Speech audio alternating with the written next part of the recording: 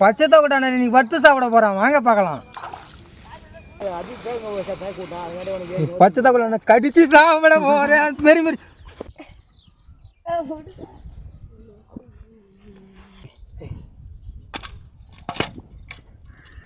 பக்காடி போடுறா பச்சை தவளை வலி பண்ணு.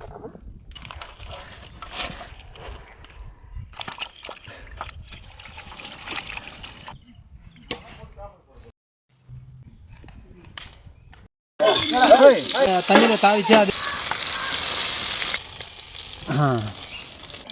நல்லா தானே இது.